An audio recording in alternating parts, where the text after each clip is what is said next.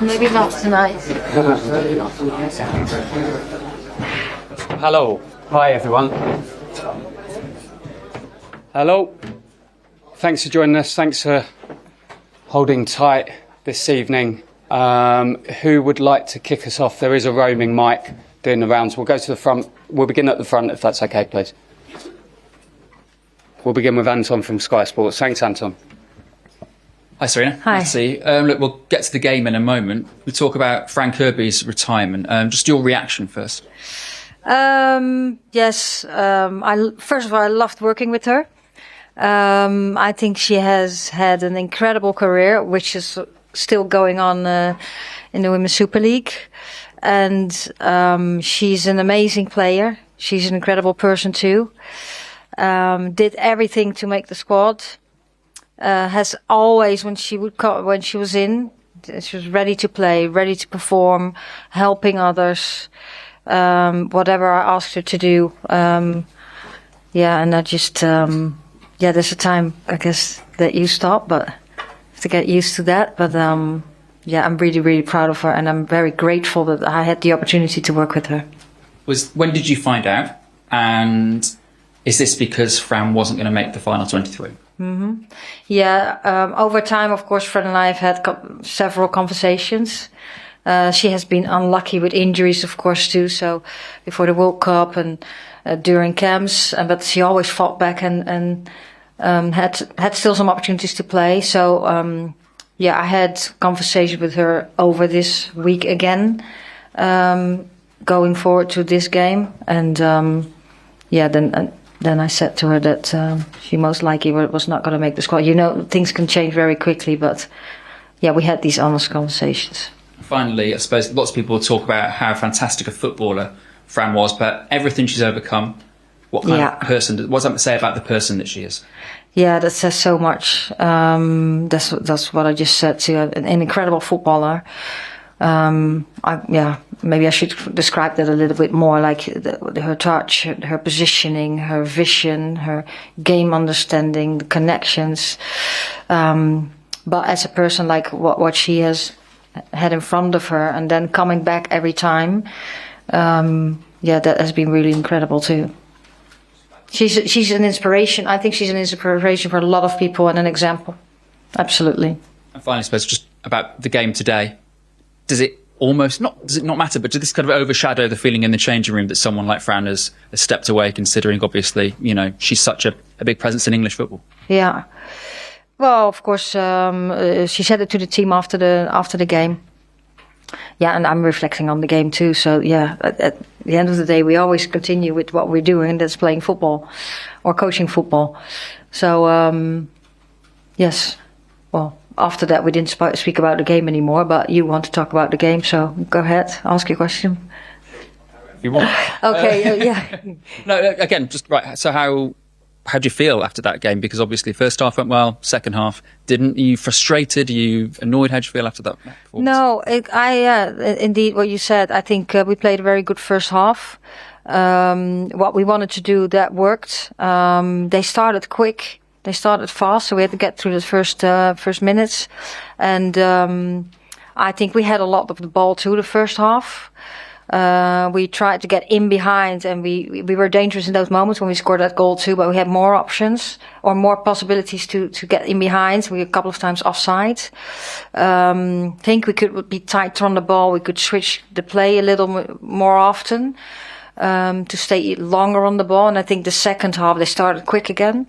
And they pressed higher, they chased earlier, they went 1v1, and I think we were struggling with keeping the ball. So we lost it quicker, so we were pushed back more. And I think, it helped them really good too. When Pina came on the pitch, and she scored 2 goals in a short time. Thanks, Anton. If anyone has a question, please raise your hand. We'll go to Tom. Thank you. Hi, Sarina. Could I just check why Georgia Stanway came off at half time? Is that an injury there? What was the situation? No, she's in a very good place, but she hasn't played for such a long time. And Friday were her first minutes after she'd been training, of course, and preparing at Bayern Munich, but she didn't play any games. So I think she could play 45 minutes.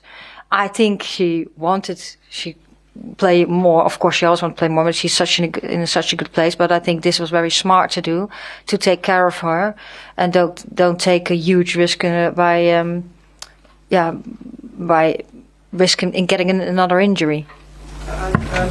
Just Carter, right back. What was the thinking there? Is that trying something new for the Euros? What was the idea behind that one? Yeah, I tried to do that. I wanted to take off Lucy too. Lucy's in a good place, but also she had a very long season. And yeah, what I just said.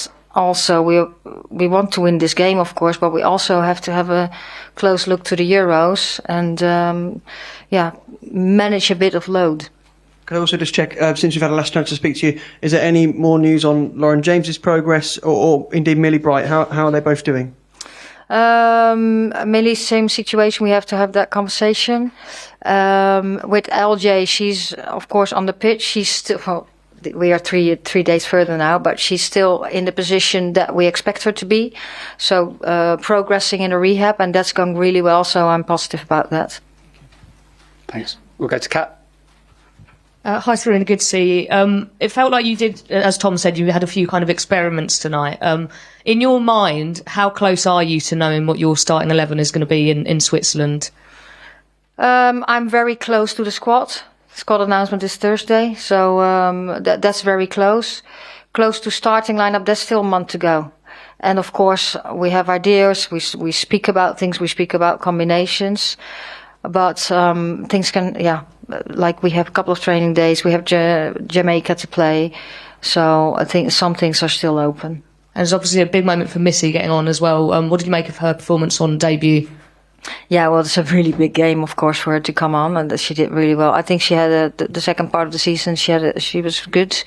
On the 23, she did good. In our training session, she did good this week. And when she came on, she started well.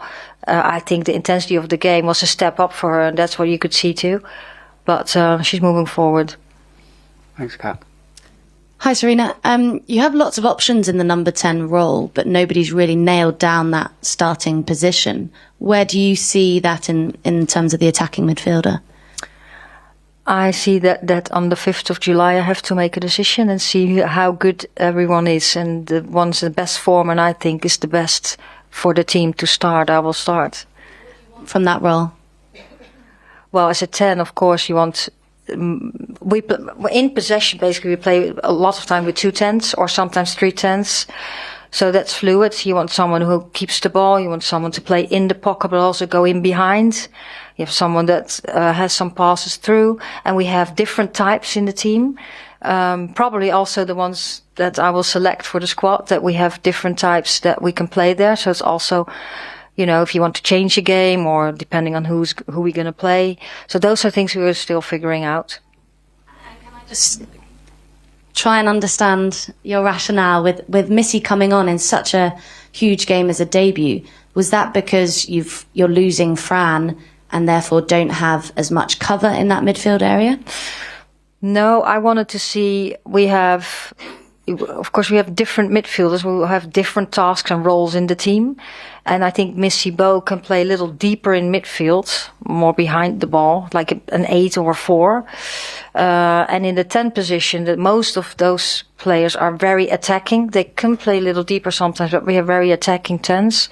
So I wanted to see her where she's, in this game.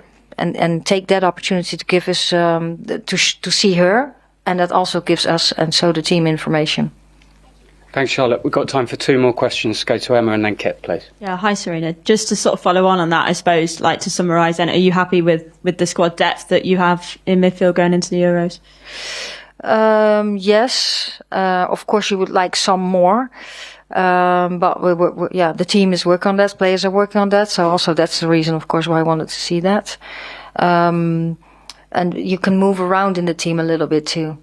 Yeah, just I suppose looking at Spain, did you learn more about Spain in this game going into the Euros? Because obviously everyone thinks they'll be one of the main contenders. So I suppose did you learn more from them? Yeah, of course we did learn more from them, and I think we learned again about ourselves too. So I think this was a very good game to have going into the Euros. Hi, Sarina. Can I just go back to Fran and just check? Would you have liked to have her on standby for the Euros if she'd been... Well, that's not relevant.